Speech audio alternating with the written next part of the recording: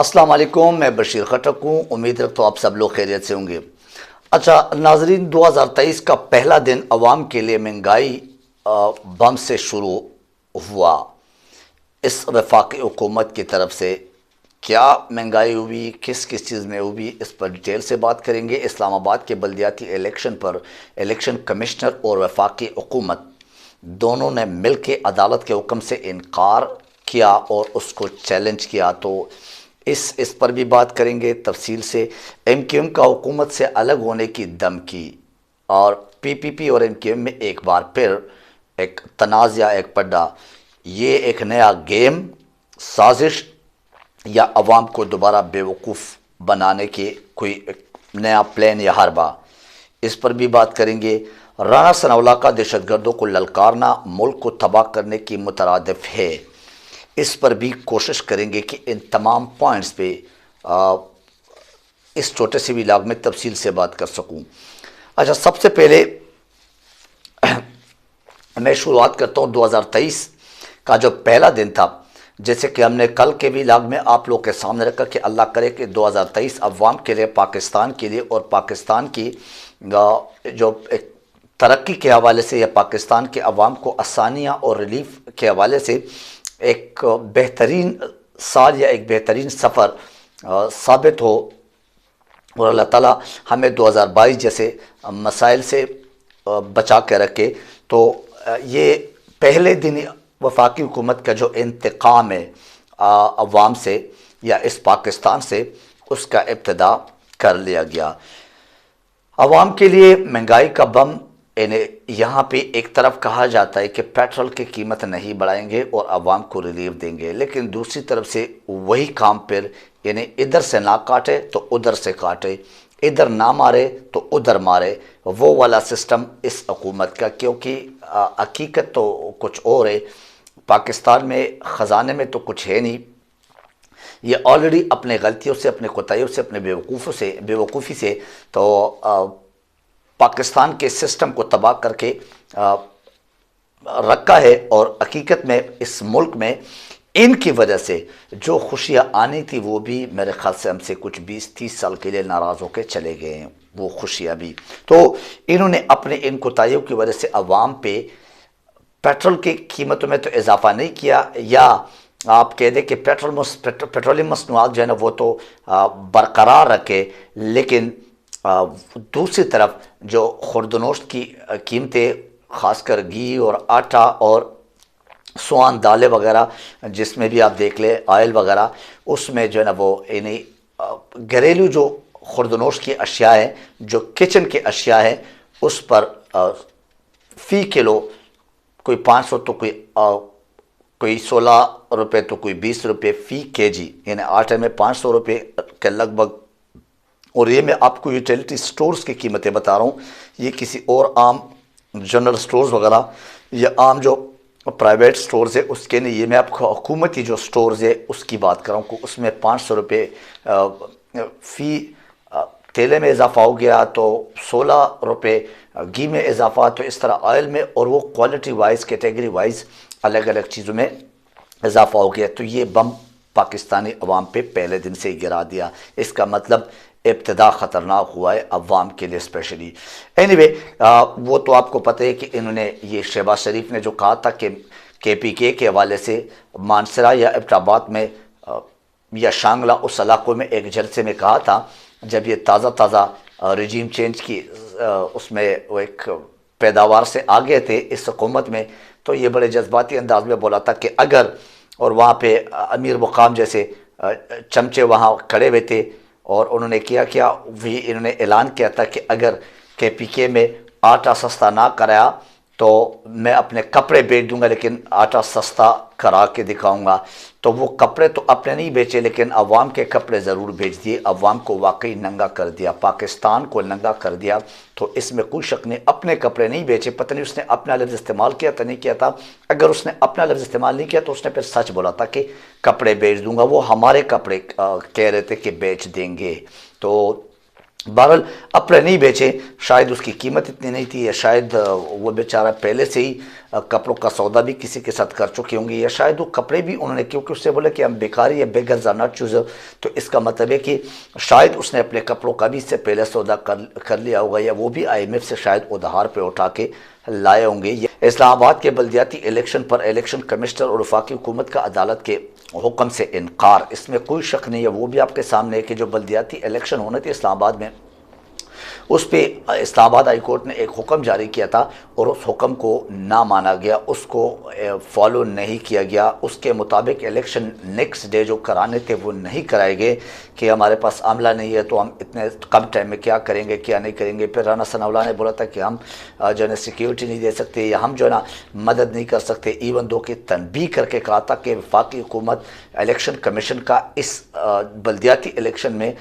मदद करे, ताउन करे, उनके साथ बाकायदा प्रॉपर सपोर्ट करे। लेकिन दोनों ने मिल के ये जो आइन और कानून का के साथ खिलवाड़ किया, जो तौहीन अदालत के ज़िम्मे में आते, मैंने उस दिन के व्लॉग में भी कहा था, वो इनकार करके और हकीकत में उसको चैलेंज किया। तो इनके ऊपर तौहीन अदालत लगता है नहीं लगता है, इनके लिए कोई कानून आइन है या नहीं, तो वो इमरान खान के मुकाबले में, PTI के मुकाबले में और आम आवाम के मुकाबले में, ये आपके सामने। अब लाडले कौन है इदारों के लिए और मुख्तदर शख्सियात के लिए,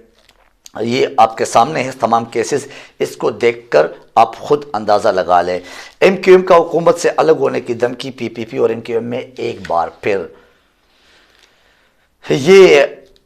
क्या बताओ, एक तनाज़ा कह दूँ, पड्डा कह दूँ, या इसको मैं क्या अल्फाज दे दूँ, या इसको एक नया गेम, एक नया साजिश, क्योंकि इन मदारियों के सामने ये जो सियासी व्यापारी है, ये जो सियासी मदारी है, इनके सामने तो हकीकत में शैतान भी बेबस है। तो इनके बारे में क्या कह सकते हैं। यही MQM और यही PPP एक दूसरे को दुश्मन कहते थे, फिर यही रजीम चेंज के सिलसिले में आपस में मिल बैठे हैं, फिर वो इत्तेहाद भी कर दिया, और आज फिर वही रोना धोना। तो ये एक गेम है या अवाम को फिर बेवकूफ़ बनाने का एक हरबा है, एक नया हरबा, एक नया फार्मूला, जो मैं अक्सर कहता हूँ मार्केट में शायद ये लॉन्च कर रहे कि बल्दियाती इलेक्शन या आने वाले जो जनरल इलेक्शन है उसमें अवाम को बेवकूफ़ बनाए और अवाम की हमदर्दी हासिल करे कि हम तो अभी भी उनके ख़िलाफ़ है, यानी अपने हरीफ के ख़िलाफ़ है, यानी PPP के ख़िलाफ़, या PPP वाले कहते हैं कि हम MQM के ख़िलाफ़ है, या इमरान खान के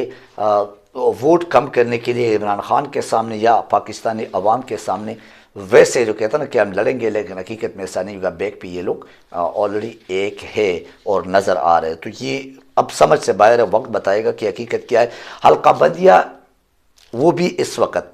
MQM का जो अपना एक डिमांड है, तो जो 8 महीने 9 महीने गुजर गए और बल्दियाती इलेक्शन कराची का, सिंध का, हैदराबाद का वो डिलेंग पर डिलेंग हो रहा था, उस वक़्त आप लोग क्यों रोना धोना नहीं कर रहे थे? उस वक़्त आप लोग क्यों ये जो गिले शिकवे, ये जो फरियाद है, ये नहीं कर रहे थे इस वफाकी हुकूमत से या PPP से? उस वक़्त तो आप गुड़ और शक्कर थे आपस में, लेकिन अब जब टाइम बिल्कुल आ गया सर पे, तो अब आप, तो इसका मतलब ये भी एक डिलेइंग टैक्टिक्स का मेरे ख्याल से एक गेम है। ये चूना लगाना है इदारों को या अवाम को, या जीत से भागने के, वो इलेक्शन से भागने का एक रास्ता कि हम जीत तो नहीं सकते, इस बहाने हम बोलेंगे कि हम क्या करेंगे, हम एहतजाज करते और हम वॉकआउट करते, हम हिस्सा नहीं लेते बल्दियाती इलेक्शन में। एक नाराज़गी का, जैसे एक बच्चा नाराज़ हो जाता है बिल्कुल ही फजूल बात पे एक ज़िद पकड़ के, और उसका मकसद है कि चीज़ मिलना तो नहीं है, आ जाओ, अब अपने आप को यानी दिल बहलाने के लिए ख्याल अच्छा है गालिब, ये एक नाराज़गी का एक बहाना करके ताकि शर्मिंदगी ना हो, यानी शिकस्त की शर्मिंदगी। तो ये भी एक इस तरफ भी एक बात जा सकती है और एक जहन जाता है। फिर राना सनाउल्लाह का दहशतगर्दों को ललकारना मुल्क को तबाह करने की मुतरादिफ है। बिल्कुल ऐसा ही है, और ये बच्चे बच्चे को समझ आ रहा है, क्योंकि आप इतने ताकत रखते हैं कि आप दहशतगर्द, वो भी अपने पड़ोसी मुल्क को आप ललकारते हैं, यानी अफ़गानिस्तान को। फिर आपको पता है कि इंडिया उनके ऊपर काम करते और इंडिया के साथ मिलके फिर आपके ख़िलाफ़ अगर वो खड़े हो जाए, तो आपके बॉर्डर पे, मैंने इससे पिछले व्लॉग में भी कहा था, किसी का बेटा तो किसी का भाई तो किसी का शोहर तो किसी न किसी सेंस में लगते जिगर اس نے شہید ہونا ہے، اس نے مرنا ہے، تو آپ کے گھر پہ تو کوئی تکلیف نہیں، نہ آپ کے گھر کا تو کوئی نہیں مر رہا ہے نا، نہ آپ کے جیب سے کچھ جاتا ہے۔ اگر فائنینشلی کرائسس میں ہم ہوتے تو وہ بھی عوام کے اوپر ایک تلوار لٹکا ہوا ہے، اور عوام کے جیبوں پہ عوام کے جینا حرام ہو جاتا ہے، یا عوام کے جیبوں پہ جو ہے نا وہ سارا خرچہ ہوتا ہے، یا سارے تکلیف ہوتی ہے، سارے مسائل ہوتے ہیں۔ اور اگر کوئی کسی نے مرنا ہو تو بھی ایک کسی کا بیٹا، کسی کا کوئی رشتہ دار ہی نے مرنا ہے۔ یہ تو آپ ملک کے دشمن بڑھا رہے، یہ تو آپ ایک وزیر داخلہ ہوتے ہوئے اتنی بے وقوفی، اس نے اتنے بھونگے مارنے والے کوئی وہ جو ہے نا وہ اس کو دہشت گردوں کو جب آپ للکارتے اور ان کو کہتے کہ ہم افغانستان میں جا کے اس کے بدلے لیں گے، اور افغانستان میں جا کے اس کے جو ہے نا وہ تحقیق اور معاملات کریں گے، اور آپ لوگوں سے وہاں پہ وہ آہنی ہاتھ جو ہے نا وہ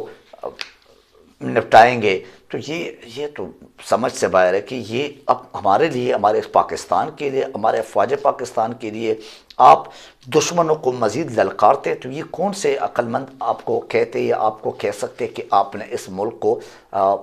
آگے کی طرف لے کے جانا ہے، اس ملک میں امن لانا ہے؟ یہ کیسے آپ کو کوئی کہہ سکتا ہے؟ یہ تو آلریڈی امن خراب کرنے والی بات ہے، اور اوپر سے پھر کہتے کہ دہشت گردی نے پی ٹی آئی اور عمران خان لاتے، بلاول صاحب کہتے، تو یہ ساری باتیں اگر سامنے رکھ لیں تو سمجھ سے باہر ہے کہ ان کی بے وقوفی سے ملک کا یہ حالت ہو گیا، اس کے باوجود بھی ان کی عقل نہیں آتی نا، یہ سب کچھ آپ کے سامنے ابھی مغرب کے بعد کے جو پیش رفت ہے وہ رکھ دیا ہے۔ آپ کے آج کے اس ولاگ سے مجھے اجازت دیجیے، اپنا خیال رکھیے، اپنے اس چینل کا خیال رکھیے۔ تھینک یو ویری مچ، اللہ حافظ الناس۔